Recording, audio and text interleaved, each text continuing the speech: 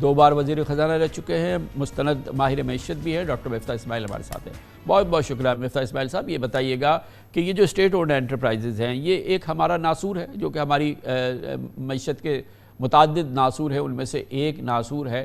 اب اس کی میں خود اس پروگرام اور اس سے پہلے تقریباً 15-20 سال سے ان کے حوالے سے ہم باتیں کر رہے ہیں، ایک سی بات کرتے ہیں، اس کے لیے یہ کرنا ہوگا، انڈیپینڈنٹ بورڈ لانا ہوگا، چیئرمین کو الگ کرنا ہوگا، ایگزیکٹو چیئرمین نہیں ہوگا، پھر ایک حکومت کا یہ حصہ ہوگا، حکومت اس کے بیچ میں نہیں بولے گی۔ مگر ایک رتی جو بہتر ہو جائے صورتحال، آپ کے خیال میں وہ کیا مسنگ عمل ہے جو کہ بالکل نہیں ہو رہا؟ وہ کرٹیکل انگریڈینٹس کیا ہیں جو اس ہڈیا کو پکائیں؟ شکریہ کامران بھائی۔ صرف ایک ہی عمل ہے جو کرنا ہے اور جس سے یہ کمپنیاں بہتر ہو سکتی ہیں، اور وہ ہے نجکاری، پرائیویٹائزیشن، دیٹس اٹ۔ یہ جتنے بھی ماہر آپ کو بولتے ہیں نا کہ ہم اس کو بورڈ ٹھیک کر دیں گے، میں آپ کو سچ بتا رہا ہوں کہ وہ جھوٹ بول رہے ہوتے ہیں۔ میں آپ کو بڑے اس سے کہہ رہا ہوں، ان کو بھی پتہ ہوتا ہے کہ اس طرح ٹھیک نہیں ہوگا۔ کامران بھائی، یہ ہم اور آپ 15-20 سال سے یہ باتیں کر رہے ہیں، میں تو کنسسٹنٹلی 15 سال سے یہ باتیں کر رہا ہوں کہ یار آپ ان کو نجکاری کرتے ہیں۔ ایک زمانے میں نے کہا تھا ایسے ہی عذرائے مذاق کہ جو پی آئی اے لے گا اس کو اسٹیل مل فری دے دیں گے، تو ان لوگوں نے بڑی بات بتائی کہ کون آپ فری دینے والے ہیں، لیکن میرا تو مقصد کہنے کا یہ تھا کہ ان کی تو ایکویٹی نیگیٹو ہو چکی ہے کہ ان کے اثاثوں سے زیادہ ان کے اوپر قرض لگے ہوئے ہیں۔ اب آپ نے ہر قسم کا بورڈ ٹرائی کر لیا، آپ نے ڈفرینٹ حکومتوں کے ڈالے ہوئے بورڈ ٹرائی کر لیے، پی ٹی آئی نے ٹرائی کر لیا، پی ایم ایل این نے ٹرائی کر لیا، پی پی پی نے ٹرائی کر لیا، ماشاءاللہ میں ٹرائی ہو گیا۔ پی آئی اے جو ہے وہ بدستور لاس کر رہا ہے، پچھلے سال 100 ارب روپے کا نقصان کیا ہے۔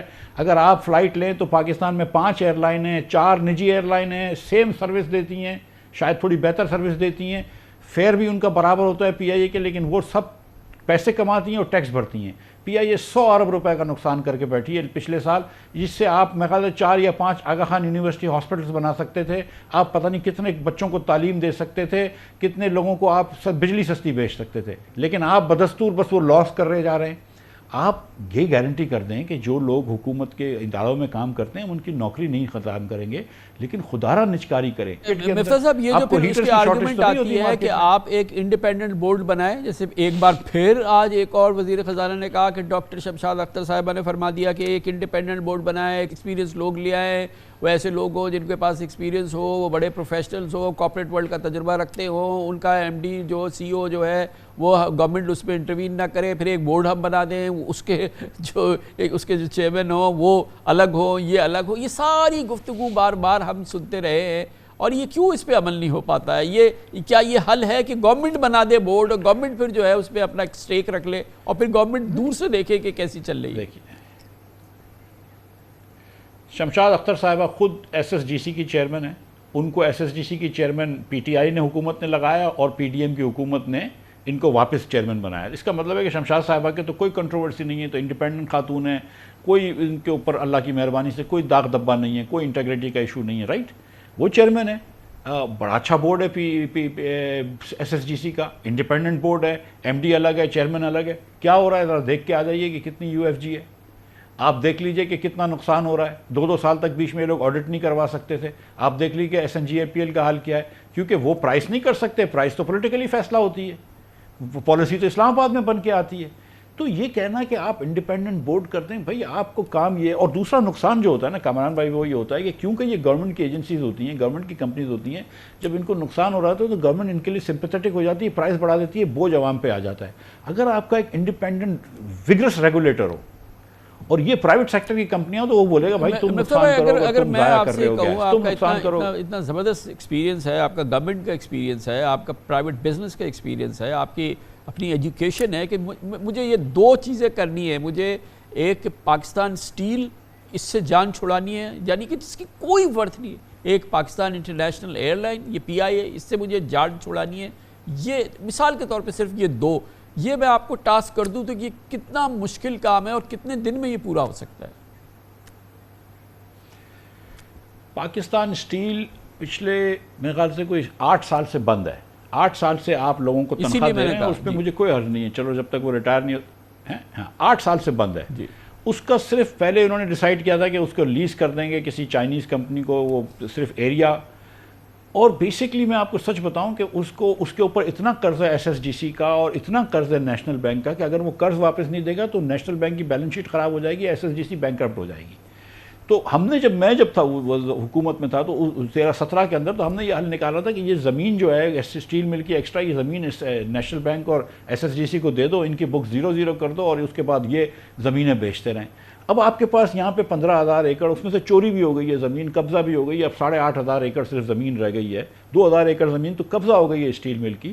تو جب 8,500 ایکڑ زمین رہی ہے وہ آپ بیچ دیں, سستے داموں بیچ دیں, اس سے 4 انڈسٹری لگ جائے گی.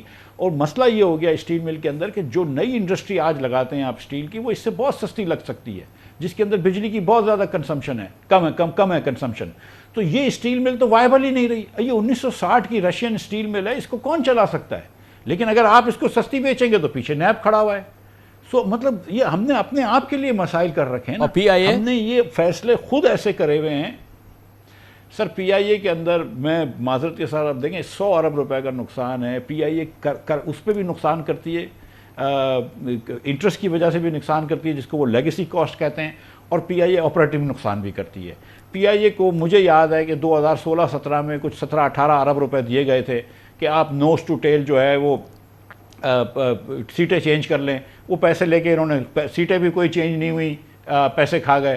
میں آپ کو بتاؤں کہ کسی بھی فائنانس منسٹر سے پوچھ لیجئے, مجھ سے نہیں, آپ حفیظ شیخ سے پوچھ لیجئے, اسد عمر سے پوچھ لیجئے, جو سب سے تکلیف دہ میٹنگ ہوتی ہے جب آپ کو پرائم منسٹر بلاتا ہے جب ایویشن کا وزیر آیا ہوا ہوتا ہے, کیونکہ آپ کو پتا ہے کہ وہ جائیں گے PIA رونا دھونا شروع کرے گی, آپ کو 2-4 ارب روپیہ دے کے آنا پڑے گا. ایک چیز وائبل ہی نہیں ہے, ایک چیز وائبل ہے ہی نہیں, تو اس کو آپ کیوں زبردستی کر رہے ہیں؟ اس کو آپ بیچ دیں, پاکستان جس کو خریدنا ہے وہ خرید لے. اب یہ فرمائیے, یہ ڈسکوز, ان کے بھی 10 سال سے میں سن رہا ہوں کہ ڈسکوز کے بورڈ لگا دو, ایکسپیرینس لوگ لے آؤ, پروفیشنل لے آؤ, ایک بورڈ ہو جائے جس میں ہم انٹروین نہ کریں اور وہ ڈسکوز جو ہیں ان کے حوالے کر دیں, لیکن رہیں وہ اسٹیٹ اونڈ, ہمارے قبضے کے اندر رہیں. اس سے کیسے جان چھوٹے گی؟ کیونکہ یہ ہے ایک سب سے بڑا عذاب جس پہ ابھی IMF بھی ہمیں نہیں چھوڑے گا. سر گزارش میری یہ ہے کہ PIA تو اب اتنی زیادہ امپورٹنٹ نہیں رہی ہے پاکستان کی معیشت کے لیے, اور اسٹیل مل تو بند رکھی ہے. ایکچولی ہماری معیشت کے لیے بہت زیادہ ضروری ہے کہ ہم distribution companies, generation companies, gas distribution companies اور PSO اور OGDC وغیرہ کو پرائیویٹائز کریں. PSO اور OGDC کی کوئی بات نہیں کرتا, لیکن PSO کے اندر بھی مسئلہ یہ ہوتا ہے کہ PIA مثال کے طور پر PSO کو پیسے نہیں دیتا. بہت ساری کمپنیوں کے آپس میں سرکولر ڈیٹ ہو جاتے ہیں, کیونکہ حکومت کی کمپنیاں ہوتی ہیں, لوگ بولتے ہیں یار ابھی 1 مہینہ چھوڑ دو, 1 مہینہ چھوڑ دو, 2 مہینہ چھوڑ دو. جب یہ پرائیویٹ سیکٹر کی کمپنیاں ہوں گی تو یہ حساب کھڑے ہوں گے اور یہ اکانومی میں ایفیشنسی آئے گی. جب تک آپ یہ ڈسٹریبیوشن کمپنیز, گیس اور بجلی کی آپ پرائیویٹائز نہیں کریں گے, آپ اکانومی میں ایفیشنسی نہیں لا سکیں گے. آپ غلط جگہ پہ بجلی بیچ رہے ہیں, کہیں پہ وہاں پہ بجلی بیچ رہے ہیں جہاں سے بل نہیں ملتے. جو ہے یہ کتنا مشکل عمل ہوگا, اس کے لیے رکاوٹیں کیا ہیں؟ اگر کوئی آ جائے جو دل سے ٹھان لے کہ مجھے یہ پرائیویٹائز کرنا ہے تو پھر اس کو کتنا ٹائم لگے گا؟ سر اب جیسے فواد حسن فواد صاحب ہیں, ایماندار شریف آدمی ہے اور ہوشیار بھی ہے, لیکن ابھی وہ بھی پرائیویٹائز کرنے جائے گا نا تو آپ دوسرے لوگ جو ہے نا کوئی نہ کوئی ان کے جو مخالف ہیں وہ ان کے اوپر بھی ہاتھ اٹھانا شروع کر دیں گے, کیچڑ ڈالنا شروع کر دیں گے. بیچارے کو آلریڈی آپ نے غلط جیل میں رکھا تھا 2.5 سال. اب ہوگا یہ کہ ایک تو یہ کہ ہمارے یہاں پہ جو ہم اخبار والے بھی, جرنلسٹ بھی, سیاستدان بھی بہت جلدی لوگوں کو چوری کے اوپر الزام لگا دیتے ہیں. تو ایک تو یہ ذرا سا کیئرفل رہنا پڑے گا, ہم سب کو سپورٹ کرنی پڑے گی کہ ایک آدمی پاکستان کا کام کر رہا ہے, ان چیزوں سے جان چھڑوا رہا ہے جو ہمارے لیے ناسور بن چکی ہیں, تو خدارا اس کو کرنے دو, اس کو تنگ نہیں کرو. دوسرا یہ کہ پھر یہ نیب کے قوانین کو بھی آپ کو دیکھنا پڑے گا, کورٹس کو بھی جو ہے نا وہ فوراً سے اسٹے آرڈر نہیں دینا پڑے گا. ایک ایگزامپل اگر کامران بھائی مجھے اجازت دیں تو میں دیتا ہوں. 2005 کے اندر مشرف صاحب کے زمانے میں OGDC کے 10% شیئر بیچے گئے تھے $1 بلین کے. آج OGDC کے شیئر جو ہے نا وہ 100 کے 100%, اس کی ویلیو $1.38 بلین ہے. ہم نے اس کمپنی کو 14% پہ لے آئے. پچھلے 19 سال میں ہم نے OGDC کی ویلیو شرنک کر کے, جو کہ انٹرپرائز ویلیو اس کی جو 100 بلین تھی, آج اس کو ہم 10 بلین تھی, اس کو ہم 1.4 بلین پہ لے کے آ گئے. یہاں پہ ہم پاکستان کو لے کے آئیں کہ ہم اپنی انٹرپرائز ویلیوز جو ہے وہ 10% پہ لے آئیں. تو یہ کوئی طریقہ کار ہے؟ اب یہیں پہ روک لیں, اب اس جگہ پہ روک لیں, اس جگہ پہ روک لیں, کہیں اس سے پہلے کہ یہ بھی سب نیگیٹو ایکوٹی میں چلی جائیں. بہت بہت شکریہ, بہت شکریہ.